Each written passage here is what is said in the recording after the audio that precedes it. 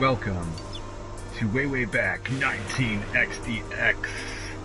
I am your host Chris, aka Pixel Polygon, and it is a chilly, wet post-Thanksgiving. Hope everybody had a nice holiday. It's quickly becoming a very complicated holiday for all the right reasons. So I hope everybody stayed safe and got to hang out with people they loved and hopefully didn't get ground up into sirloin by the capitalist machine too hard. Let's talk about video games. We're here to play motherfucking Blaster Master tonight. What's up, 500 points? Thanks for joining. This episode is probably going to be a little bit front heavier than normal because I have some weird Blaster Master ephemera to talk about for a second. This game in Japan is known as Meta Fight. It is a very different game in Japan than what we got in the United States in 1988. It was done by Sunsoft. Sunsoft was the best. So fucking cool.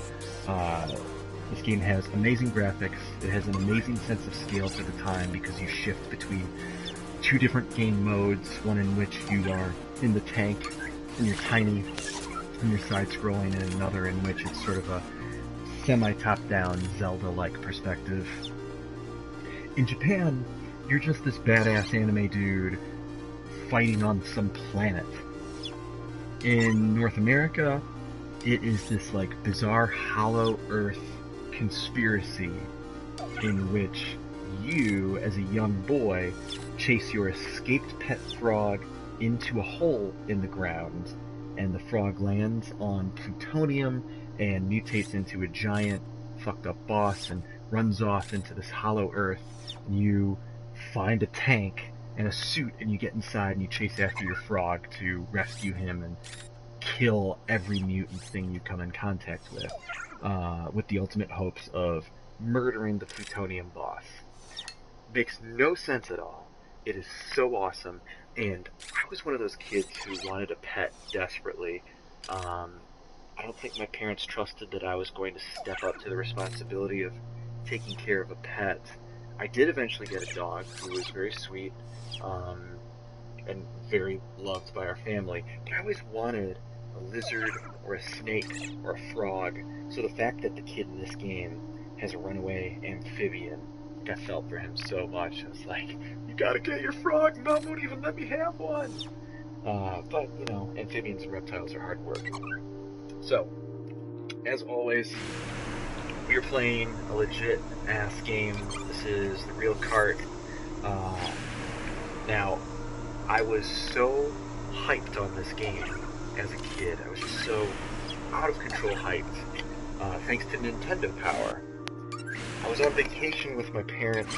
I think we were in like LA or something. My mom's company had a trade show, and we were at some multimedia record store. I want to say it was like a Tower Records. It was not some place super cool like Amoeba.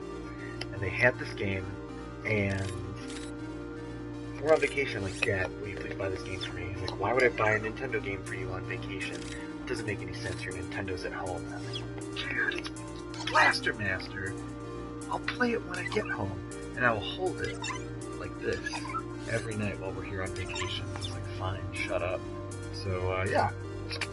Got Blaster Master while I was on vacation. Had to stare at the box for days and days and days. It is, as far as North American games go, and I apologize for being mirrored, but it is a pretty legit box. I mean, you've got this massive crushing logo with this brushed metal and this awesome scanline photograph of a gnarly boss from late game. Spoilers, what the hell. Mega graphics, mega action, authentic arcade edition. Guess what? This was never an arcade release. Alright, anyway, I was saying, I was super hyped up about Blaster Master thanks to this. This is like the most controversial video game magazine cover ever. This made moms throughout North America so pissed off because Simon Belmont is holding a beheaded Dracula corpse head, a beheaded head, a head done beheaded. And yeah, I somehow have lost the chat, so I don't know what people are saying. There's a preview of Blaster Master in here. So let's take a really quick look at that. One of these Nintendo Power magazines has a poster inside with these dope photographs of these models.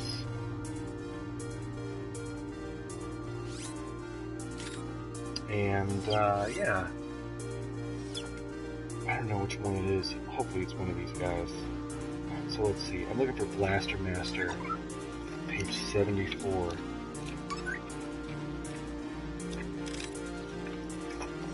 Yes. Check out this cool, awesome American 80s kid. Everybody wanted to be that guy. Look at that hair. That guy's probably named Derek or some shit. So seeing this is just absolutely mind-blowing. Thank you, Little Robots. Thank you. You're very kind. Absolutely astonishingly awesome. Excuse me for a moment. I'm just gonna go verify that this is still streaming.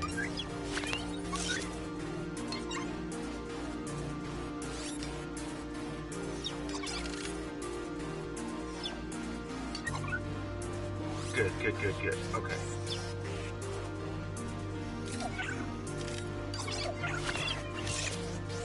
For some reason, I lost the preview of the chat on my phone, and the buggy application is telling me that it's not streaming at all. So I apologize if I'm not responsive to any comments. Thanks again, 500 points for watching.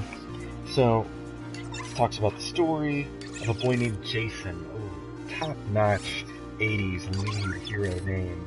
I mean, wasn't the Red Ranger in the original Saban's Mighty Morphin Power Rangers also named Jason? Jason's trying to save his frog Fred. Got all these weapons. Look at this sick layout. This is pre-InDesign, pre-Quark, I would imagine. It's just all over the place with these crazy colored borders and stuff. It's so gnarly and cool. Oh, spoiler alert, they show the last screen in the game. Hilariously, double spoiler alert. This probably won't come across on camera, but it's the unlocalized version where, oh yeah, that's terrible. The kid sitting on top of the tank.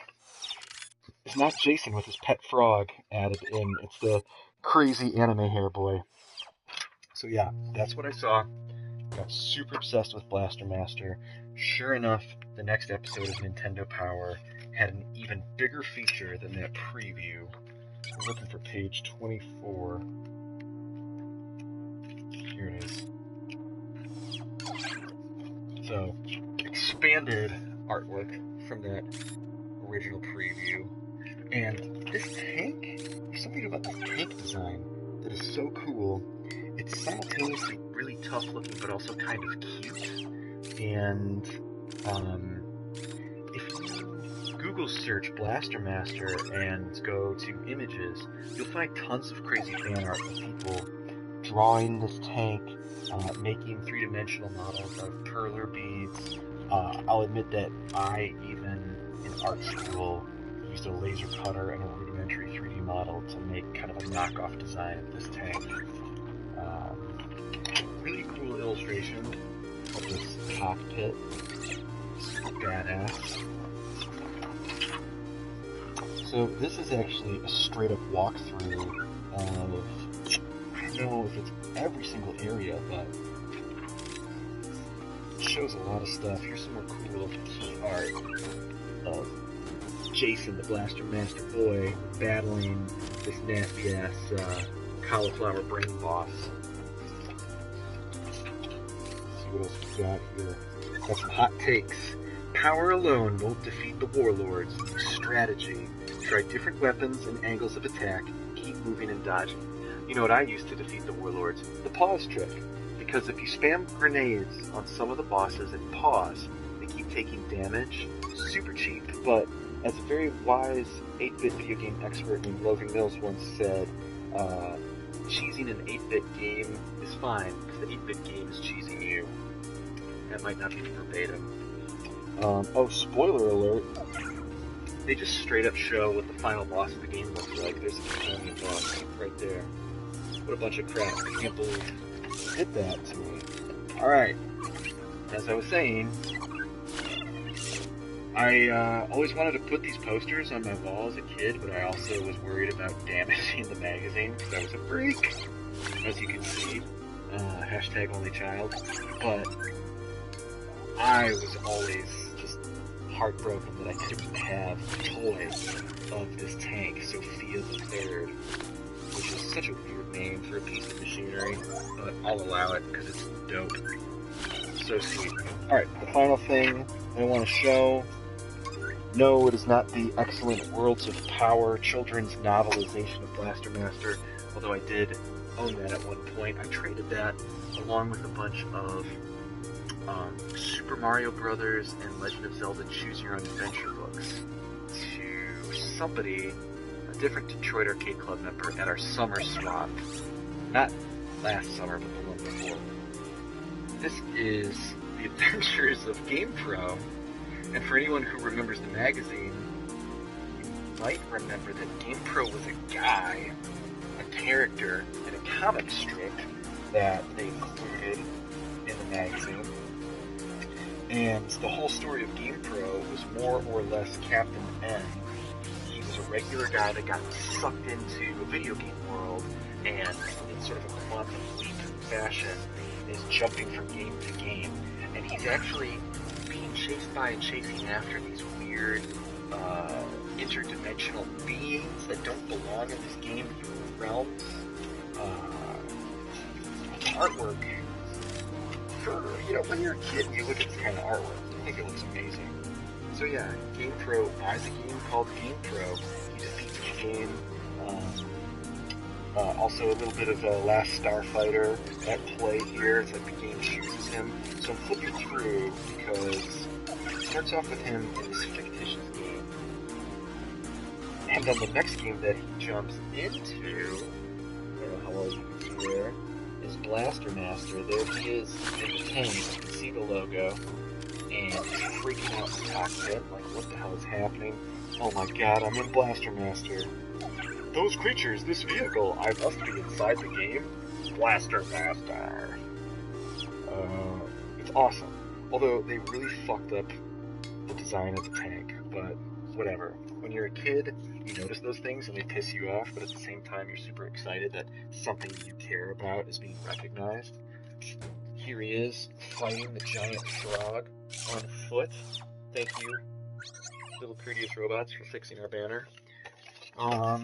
So yeah, Blaster Master was like kind of all over the place, but also seems to be not as widely remembered. I mean, people who know video games know Blaster Master because it's gotten a ton of different versions and iterations. You have the one that we're about to play. You have the original Famicom one, which graphics-wise, story-wise, has quite a few differences. So that's two versions. You have Blaster Master Boy, aka Blaster Master Jr. on Game Boy, which is all on foot. There's no tank stuff. There's a Game Boy Color, like kind of remake of Blaster Master. I think it's called like Blaster Master Enemy Below or some, North American marketing name. There's Blaster Master 2 for Genesis, which kind of sucks. There's Blaster Master, I think it's called Blasting Again or something terrible for PlayStation 1, which is a sweet early 3D, like kind of tank platforming game. It's actually pretty good. There's Blaster Master Overdrive, which is the remake of Blaster Master available for WiiWare, which I've never played, but one of these nights I'm going to buy it before the Wii Shop vanishes and all those like sweet gems that nobody knows about just disappear from the digital face of the earth. And then there's a new sort of remake in development that's coming out next year for 3DS. And is that Blaster? No, it's got a, maybe that's Blaster Master Overdrive. Either way, it's like 8 different versions of this game. So yeah, it's like pretty prolific. would say it is worthy of its cult status because it's badass. Let's go play it. I'm gonna cut the stream. Once again, like I said, my little preview of the chat over here is not working. I saw some comments pop up. Thank you very much for watching and commenting. I will see your comments when I go to my laptop back there and hit stream, start playing this game. So I'll address any comments, questions that you have. Once again, this is way back 19XDX, playing games in chronological order from my childhood.